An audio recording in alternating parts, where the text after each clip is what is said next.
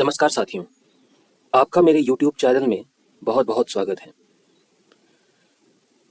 पिछले एपिसोड में हमने चारवाक दर्शन को जानना, उसकी चर्चा करना हमने प्रारंभ किया था और चारवाक दर्शन में मतलब चारवाक दर्शन के बारे में थोड़ा बहुत हमने जाना था, देखा था कि चारवाक दर्शन क्या है, उनके लक्ष्य क्या हैं। जैसे उनके लक्ष्य जो हैं वो धर्म और मोक्ष न होकर के केवल अर्थ और काम की पूर्ति करना है। फिर हमने जाना था प्रमाणों के बारे में और हमने ये सीखा था कि चारवाक दर्शन जो है वो केवल एक ही प्रमाण को तवज्जो देते हैं, एक ही प्रमाण को वो जानकारी यानी ज्ञान हासिल करने का माध्यम मानते हैं और वो है प्रत्यक्ष प्रमाण। उसके अतिरिक्त वो किसी दूसरे प्रमाण को प्रमाण नहीं मानते। आज इसी चर्चा को एपिसोड 2 में आगे बढ़ाते हैं और इस एपिसोड में हम लोग चारवाक दर्शन के तत्व मीमांसा पर जो है वो चर्चा करेंगे, डिस्कशन करेंगे। तो भारतीय परंपरा में पंच महाभूत होते हैं, 5 तत्वों का जिक्र आता है जिसमें धरती, आकाश, वायु, अग्नि और जल, ये 5 तत्व होते हैं।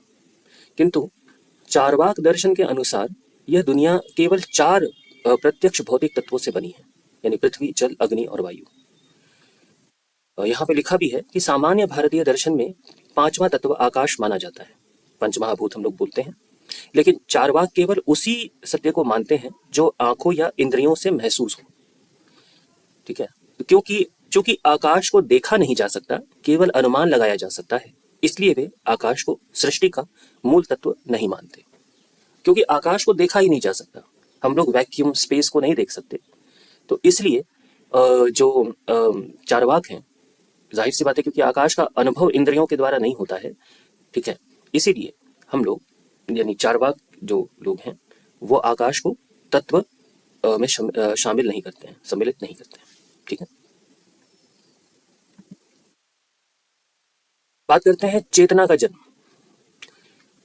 दर्शन के नए विद्यार्थी के मन में यह सवाल उठना स्वाभाविक है कि यदि दुनिया केवल निर्जीव जड़ तत्वों से बनी है तो हमारे भीतर सोचने समझने की शक्ति यानी चेतना ये कहां से आती है। चारवाक इसे अत्यंत सरल और दैनिक जीवन के उदाहरणों से समझाते हैं कि हमारे अंदर ये जो चेतना है, ये जो कॉन्शियसनेस जिसको हम लोग कहते हैं, ये कहाँ से आती है। तो उसके लिए वो इमर्जेंट प्रॉपर्टी का जो प्रिंसिपल है उसका इस्तेमाल करते हैं। इमर्जेंट प्रॉपर्टी का मतलब होता है, जैसे यहाँ पर ही उदाहरण हम लोग देखते हैं कि जैसे शराब बनाने के लिए हम लोग जो कच्चे सामग्री का इस्तेमाल करते हैं, गुड़ हो गया, पानी हो गया, जो भी शराब के लिए जो भी आवश्यक जो सामग्रियां हैं उसका इस्तेमाल करते हैं। अब उनमें अलग अलग कोई नशा नहीं होता है। जैसे गुड़ भी हम लोग खाते हैं, उसमें नशा नहीं है। अंगूर से भी शराब वाइन बनता है, तो अंगूर भी नशीला नहीं होता है। तो जितने भी तत्व शराब बनाने के लिए इस्तेमाल किए जाते हैं, अलग अलग उनमें जो है वो नशा नहीं वो पैदा करते हैं, लेकिन उनके एक विशेष रासायनिक तरीके से मिलने पर मादक शक्ति यानी नशा पैदा हो जाती है। ठीक है, लेकिन अगर हम लोग उन्हीं सामग्रियों का इस्तेमाल करें जिनमें कोई नशा नहीं है, किंतु उनको हम लोग एक खास तरीके से मिलाएं, तो उनमें जो है वो नशा पैदा हो जाता है। इसको इमर्जेंट प्रॉपर्टी कहते हैं, यानी जो तत्व यानी जो चीज पहले नहीं थी या जो मतलब जो कैपेबिलिटी पहले नहीं थी, एक खास तरीके से चीजों को मिलाने पर वो अब आ गई। उसी तरीके से चारवाक कहते हैं कि ठीक वैसे ही निर्जीव तत्वों के एक विशेष शरीर में ढलने पर चेतना अपने आप पैदा हो जाती है। ठीक है, आज भी जो मटेरियलिस्ट का जो तर्क होता है कॉन्शियसनेस को लेकर के, वो यही होता है कि consciousness is a product of brain function. ठीक है, एक खास तरीके से जब न्यूरॉन्स का अरेंजमेंट होता है, उससे ब्रेन बनता है, मस्तिष्क बनता है, और फिर उस मस्तिष्क के अंदर जो है वो चेतना उजागर होती है। ठीक है, चेतना का जन्म होता है। ऐसा आज भी जो मटेरियलिस्ट हैं, जो आज के भौतिकवादी हैं, वो भी ये मानते हैं। एक और उदाहरण उन्होंने दिया है, चेतना के जन्म को पान के एक बहुत ही व्यावहारिक उदाहरण से और अधिक सरलता से स्पष्ट किया जा सकता है। पान का पत्ता हरा होता है, सुपारी भूरी होती है और चूना सफेद होता है। जो पान जो लोग खाते होंगे या कम से कम देखा होगा, तो उसमें यही सामग्रियां इस्तेमाल की जाती हैं। इनमें से किसी का भी रंग लाल नहीं होता है। ठीक है, लेकिन जब इन तीनों को मिलाकर चबाया जाता है तो रासायनिक प्रतिक्रिया से मुंह में लाल रंग उत्पन्न हो जाता है। चार्वाकों के अनुसार जीवन या चेतना भी इसी तरह निर्जीव पदार्थों के मिलने से पैदा हुआ एक गुण मात्र है, जिसको हम लोग इमर्जेंट प्रॉपर्टी कहते हैं। जैसे हवाई जहाज के जितने भी भाग हैं, ठीक है, उसका जितने भी भाग हैं, उसके विंग्स को आप ले लें, कॉकपिट ले लें, इंजन ले लें, अब इंडिविजुअली ये उड़ नहीं सकते, लेकिन जब इनसे हवाई जहाज बनाया जाता है तो हवाई जहाज उड़ने लगता है। तो ये जो उड़ने की जो कैपेबिलिटी आई, इसको इमर्जेंट प्रॉपर्टी कहते हैं। जो कैपेबिलिटी जिन कंपोनेंट्स की वजह से एक जिनके मतलब जिन कंपोनेंट्स के एक खास तरीके से अरेंज करने पर आई है, वो पहले से वो कैपेबिलिटी नहीं थी, वो बाद में आई है, तो इसलिए इसको इमर्जेंट प्रॉपर्टी कहते हैं। चार्वाक उसी इमर्जेंट प्रॉपर्टी को अपने भाषा में या अपने ढंग से उसी को एक्सप्लेन कर रहे हैं। जैसे पान का यहाँ पर उदाहरण दिया कि पान जिन सामग्रियों से मिलकर के बना है उनमें से किसी का भी रंग लाल नहीं है, लेकिन जब उसको पान बनाया जाता है और जब मानव उस पान को चबाता है, खाता है, तो उसके अंदर लाल रंग आने लगता है, उत्पन्न हो जाता है। और अभी हम लोग थोड़ा सा आत्मा का जो शाब्दिक अर्थ है वो समझते हैं। आत्मा का अगर हम लोग अंग्रेजी में उसको ट्रांसलेट करें तो होता है सेल्फ। हमारी पहचान जिस चीज से होती है उसको हम आत्मा कहते हैं। अध्यात्म में शरीर और मन को आत्मा नहीं कहा गया है, क्योंकि हमारी पहचान हमारे शरीर और हमारे मन से नहीं, ठीक है। अध्यात्म में जो कॉन्शियसनेस है, जिसको चेतना कहा जाता है, ठीक है, उसको आत्मा भी कहा गया है, ठीक है। तो सेल्फ को आत्मा कहते हैं। लेकिन चार्वाक क्योंकि आत्मा को शरीर से अलग नहीं मानते, इसलिए वो शरीर को ही आत्मा समझ लेते हैं। तो इस पूरे तर्क का सबसे बड़ा और सीधा निष्कर्ष यह है कि चार्वाक शरीर से अलग किसी भी स्वतंत्र या अमर आत्मा के अस्तित्व को नहीं मानते। जैसा कि उन्होंने पहले ही कह दिया है, इमर्जेंट प्रॉपर्टी में हमने देखा है कि उन्होंने तो कहा ही है कि चेतना जो है वो इन्हीं चार तत्व, जो जिन चार तत्वों को वो मानते हैं, इनके खास एक तरीके से मिलने से चेतना की उत्पत्ति होती है। चेतना से भरा हुआ यह भौतिक शरीर ही आत्मा है, यानी हमारी पहचान शरीर से ही है। जैसे आध्यात्म मार्ग में तो जो है वो कहा ही जाता है कि तुम यह शरीर या मन, बुद्धि, अहंकार आदि नहीं हो, लेकिन जो चार्वाक हैं वो कह रहे हैं कि नहीं नहीं, तुम शरीर ही हो, ठीक है, तुम यह भौतिक शरीर ही हो, ठीक है। तो मेरा जो सेल्फ है, आई एम दिस बॉडी, ये वो कहने की कोशिश कर रहे हैं। जैसे ही यह शरीर नष्ट होता है, यानी शरीर की मृत्यु होती है, वैसे ही चेतना भी हमेशा के लिए समाप्त हो जाती है। यानी हमारा जो अस्तित्व है वो इस शरीर के जन्म लेने से होता है, ठीक है, और हमारी मृत्यु भी इस शरीर के नष्ट होने से हो जाती है। मृत्यु के बाद जो है कोई यहाँ पर आत्मा या जन्म शेष नहीं रहता, ऐसा वो मानते हैं।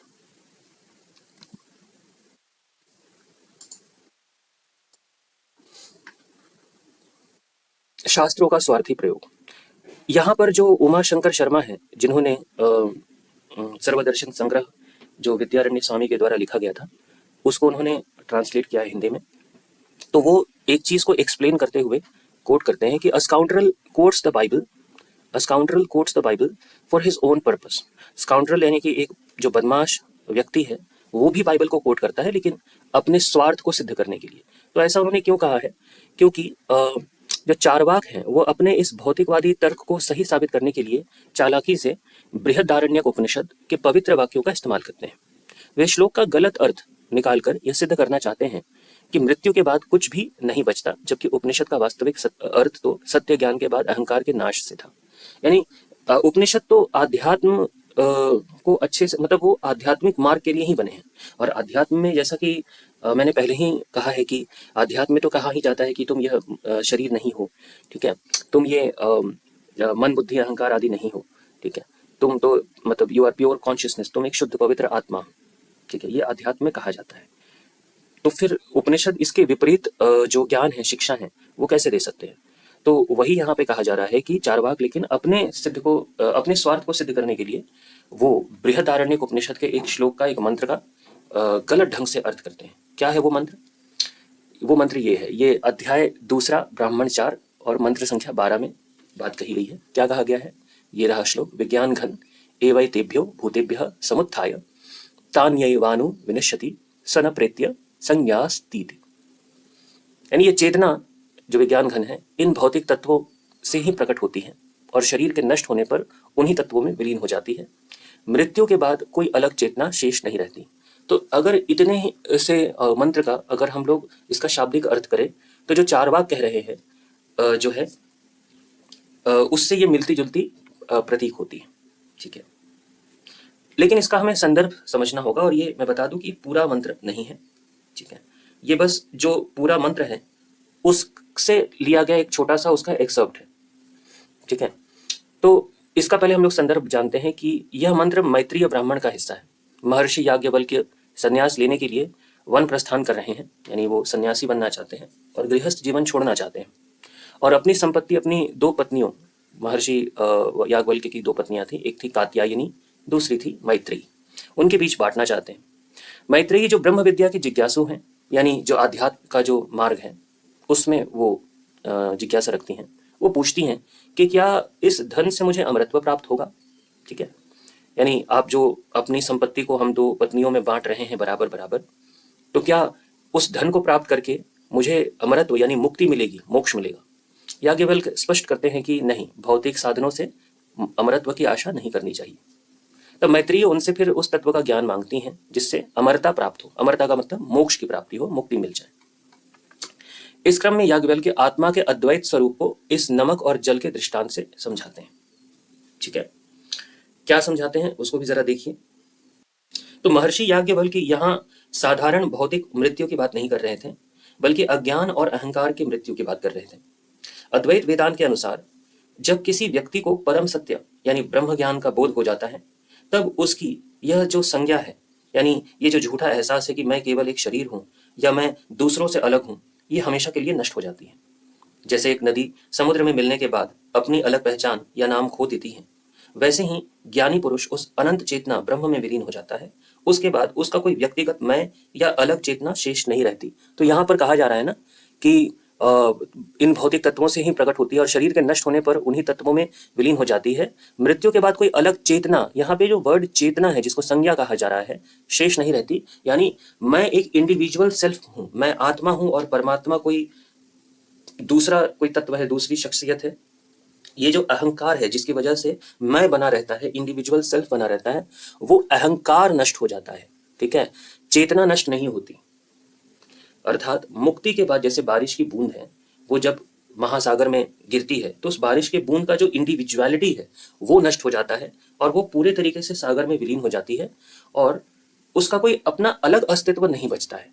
तो उसकी बात यहाँ पर हो रही है कि ये जो अलग चेतना है, ये अलग जो अहंकार से जो इंडिविजुअल सेल्फ का जो परसेप्शन हमें मिलता है, इंडिविजुअल सेल्फ का जो एहसास हमको होता है, वो नष्ट हो जाता है और हम संपूर्ण जगत में जो आत्मा व्याप्त है उसके साथ हमारा एकाकार हो जाता है। और उसको समझाने के लिए वो नमक का उदाहरण देते हैं कि जैसे नमक के जो छोटे छोटे कण हैं, जब वो पानी में उनको अगर घोला जाता है तो पूरी तरीके से घुल जाते हैं, कुछ इस प्रकार से कि नमक और पानी में कोई अंतर शेष नहीं बचता है। ठीक है, पूरे मंत्र का यह आशय है। उसी प्रकार से जब यह चेतना उस परम तत्व को प्राप्त कर लेती है तो इस चेतना का जो इंडिविजुअल नेचर है वो नष्ट हो जाता है और वो परम तत्व के साथ एकाकार हो जाती है। ये याज्ञवल्क्य का कहने का अर्थ था, किंतु जो चारवाक है वो इस मंत्र का अपने हिसाब से अर्थ करते हैं। ठीक है, तो उसी को यहां पर पॉइंट आउट किया जा रहा है। तो इस एपिसोड में हमने क्या देखा? तो इस एपिसोड में हमने जाना कि चारवाक दर्शन के अनुसार ये दुनिया केवल चार प्रत्यक्ष भौतिक तत्वों से अर्थात पृथ्वी जल अग्नि और वायु से बनी है। चेतना कोई अमर आत्मा नहीं है, बल्कि इन्हीं निर्जीव तत्वों के मिलने से पैदा हुई है। एक रासायनिक प्रतिक्रिया मात्र है, यानी रासायनिक प्रतिक्रिया के द्वारा यह चेतना जो है वो उत्पन्न होती है। आज के भाषा के हिसाब से न्यूरल एक्टिविटी के द्वारा कॉन्शियसनेस जो है वो उसका जन्म होता है। चेतना से युक्त यह शरीर ही आत्मा है, यानी जो आध्यात्मिक मार्ग में कहा जाता है कि तुम शरीर मन बुद्धि अहंकार इत्यादि नहीं हो, यहाँ पर चारवाक उसी का उल्टा ज्ञान दे रहे हैं कि नहीं, तुम ही यह शरीर हो, यह तुम्हारा जो आत्मा है वही यह शरीर है। और मृत्यु के साथ ही सब कुछ हमेशा के लिए नष्ट हो जाता है। मृत्यु के बाद कुछ भी शेष नहीं रहता, यानी जो आत्मा है, जो सोल है, जो सेल्फ है, it doesn't continue after the body dies. मृत्यु के साथ ही इस शरीर का अंत हो जाता है। तो अगर आपको ये वीडियो, ये एपिसोड पसंद आया तो इस चैनल को लाइक कीजिए, शेयर कीजिए, सब्सक्राइब कीजिए। ठीक है, और अगले एपिसोड में हम लोग चारवाक दर्शन के और भी जो कई पहलू हैं उन पर चर्चा करेंगे। तब तक के लिए परखते रहिए और सत्य को जानने का प्रयास करते रहिए, और मैं मिलता हूँ आपसे अगले वीडियो में। तब तक के लिए नमस्कार।